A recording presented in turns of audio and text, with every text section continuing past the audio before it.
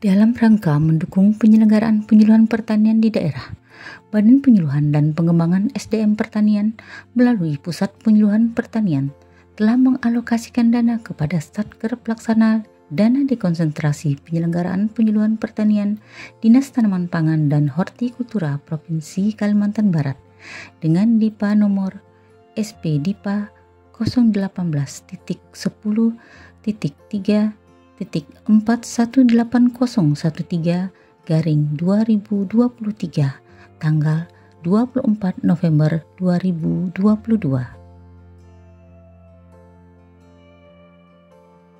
Secara resmi, DIPA tersebut telah diserahkan oleh Kepala Dinas Tanaman Pangan dan Hortikultura Provinsi Kalimantan Barat, Bapak Insinyur Florentinus Anom MSI, kepada Kepala Bidang Penyuluhan dan Pengembangan Pertanian pada tanggal 4 Januari 2023. Semua kegiatan yang tertuang di dalam DIPA merupakan dukungan penyelenggaraan penyuluhan pertanian melalui program pendidikan dan pelatihan vokasi, khususnya kegiatan penguatan penyelenggaraan penyuluhan pertanian. Adapun rincian output kegiatan meliputi 1. Fasilitasi dan pembinaan pemerintah daerah, 2. Fasilitasi dan pembinaan masyarakat serta fasilitasi dan pembinaan kelompok masyarakat. Output dari fasilitasi dan pembinaan pemerintah daerah diberikan untuk penyelenggaraan administrasi Satker. Output dari fasilitasi dan pembinaan masyarakat berupa insentif kinerja bagi penyuluh pertanian.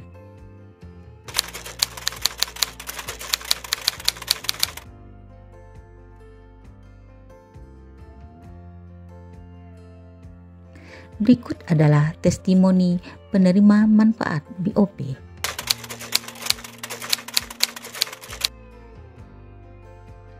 Nama saya Dita Novelia, saya berasal dari Kota Singkawang. Bantuan BOP dan pusat telah kami terima dengan lancar setiap bulan. Terima kasih Bapak. Alhamdulillah dengan adanya bantuan BOP dan pusat ini sangat membantu tugas dan kinerja kami sebagai penyuluh pertanian. Harapan kami untuk kedepannya, BOP tetap lancar dan dapat ditingkatkan sesuai dengan kebutuhan penyuluh pertanian. Nama saya Tati Haryati, saya berasal dari Kota Singkawang. Bantuan BOP dan pulsa telah kami terima dengan lancar setiap bulan. Alhamdulillah dengan adanya bantuan BOP dan pulsa ini sangat membantu tugas dan kinerja penyuluh pertanian. Harapan kami untuk kedepannya, BOP dapat lancar dan dapat ditingkatkan sesuai dengan kebutuhan penyuluh pertanian. Terima kasih. Salam penyuluh, saya Eni Handayani, penyuluh pertanian dari Kabupaten Sintang, Kalimantan Barat. Alhamdulillah saya menjadi seorang penyuluh sudah 11 tahun dan alhamdulillah selama menjadi penyuluh sudah mendapatkan bantuan operasional penyuluh. Dan alhamdulillah sekali BOP yang kami terima sangat bermanfaat untuk kami, terutama untuk kegiatan operasional di penyuluhan. Antara lain, bagi kami yang di wilayah pedalaman Kabupaten Sintang, BOP biasa kami gunakan untuk memberikan peralatan-peralatan penunjang bagi kami untuk melakukan kegiatan penyuluhan. Baik itu perbaikan ban motor kami ataupun yang sering kami gunakan adalah pembuatan demplot di wilayah binaan kami. Lebih pada tahun ini kami mendapat bantuan pulsa sebesar 50.000 yang menempel dengan BOP tersebut. Namun setelah 2 bulan ini bantuan pulsa tersebut hilang. Padahal kami dituntut untuk mengikuti kegiatan-kegiatan Zoom meeting yang sangat diperlukan dalam penggunaan pulsa internet tersebut. Seperti kami yang di wilayah pedalaman ini, penggunaan internet sangatlah diperlukan.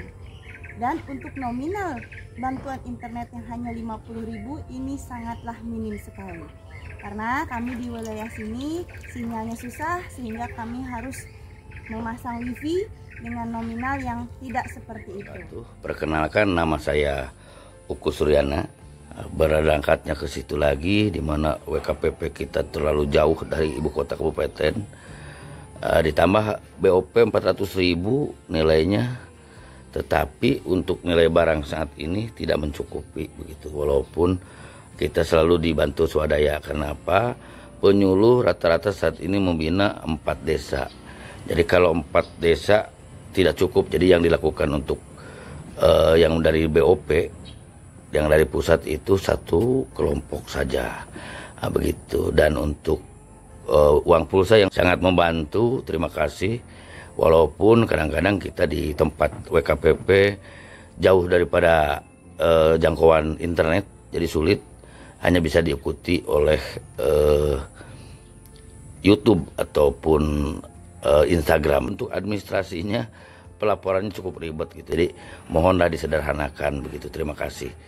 Wassalamualaikum. Rincian output dari pembinaan kelompok masyarakat adalah diselenggarakannya percontohan penerapan teknologi pertanian melalui sekolah lapang tematik Gerakan Tani Pro Organik dilaksanakan di BPP Singkawang Timur Kota Singkawang dan BPP Selakau Kabupaten Sambas. Tayangan berikut adalah rangkaian penyelenggaraan sekolah lapang pertanian pro organik. Setiap unit SL berada di satu BPP, satu desa atau WKPP dengan melibatkan 10 poktan, dan setiap poktan akan diwakili oleh 3 orang peserta yang nantinya akan berperan sebagai desiminator teknologi pertanian pro organik di kelompoknya masing-masing. Rangkaian kegiatan pun dimulai dengan melakukan sosialisasi pertanian pro organik dan dilanjutkan dengan melaksanakan rembuk tani. Artinya agriculture, sustainable agriculture, artinya pertanian yang berkelanjutan. Kemudian ekonomi hijau, hasil-hasil pertanian harus ramah lingkungan. Nah itulah yang akan ke depan itu pertanian seperti itu. Kembali ke hakikatnya.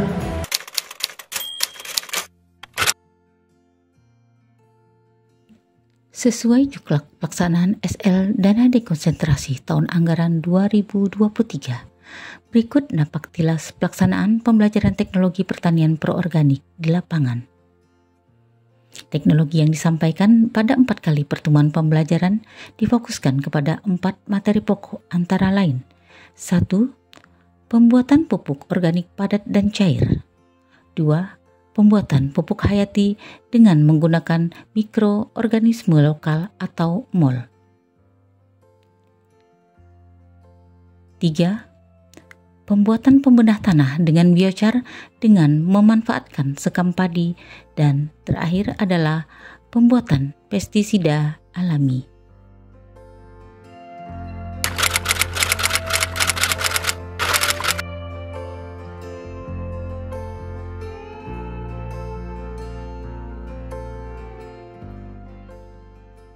Keresahan akan menurunnya produksi jika si petani menggunakan teknologi pertanian pro organik merupakan permasalahan utama di penyelenggaraan sekolah lapang ini.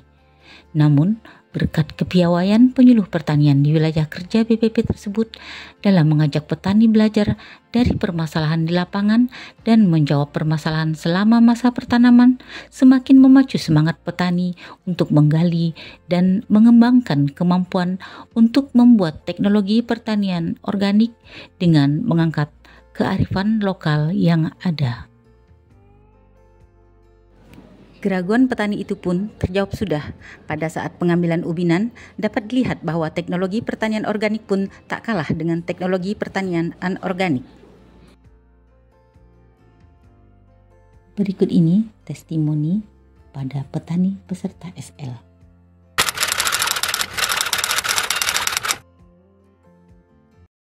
Mari membiasakan diri untuk menggunakan produk organik. Prioritas Baroma perlakuan pupuk organik asam umat, POC generatif vegetatif, organik mantap. Selama saya menggunakan pupuk produksi organik asam umat, POC dan vegetatif, POC generatif, Pasnap dan Biosaka, perkembangan tanaman padi saya tidak kalah dengan menggunakan produk kimia organik.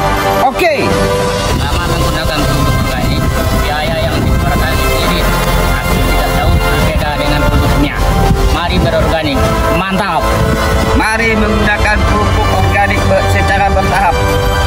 Organik mantap. dengan berorganik dapat mengurangi pupuk kimia yang berlebihan. Organik mantap. Dengan berorganik, biaya irit, tanah subur, kita sehat. Organik mantap. Pertanian organik mewujudkan produksi pangan yang aman dan ramah lingkungan. Mari menggunakan organik, biaya hemat, produksi meningkat. Organik mantap. Dan kami berkomitmen akan tetap melaksanakan kegiatan penggunaan produk organik ini secara bertahap.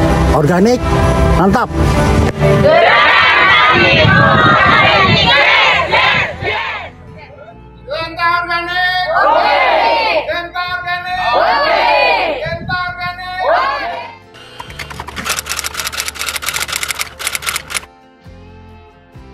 Kegiatan selanjutnya adalah pertemuan bagi operator e-Puslu tingkat Provinsi Kalimantan Barat yang diikuti oleh 154 operator kecamatan. Di samping itu, pertemuan ini dimanfaatkan juga untuk mensosialisasikan pelaksanaan penilaian kelas kemampuan kelompok tani dan klasifikasi BPP berbasis IT.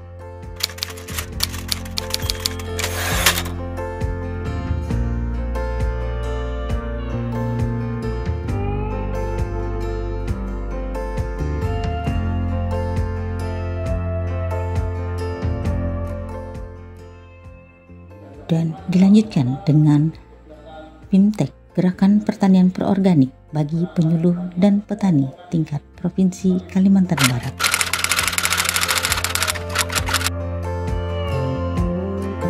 Disebut adalah Tuhan Yang Maha Kuasa, kegiatan bimbingan teknis, Gerakan Pertanian Pro-Organik bagi penyuluh dan petani tingkat Provinsi Kalimantan Barat, tanggal 14 sampai 16 November 2023 secara resmi saya nyatakan dibuka.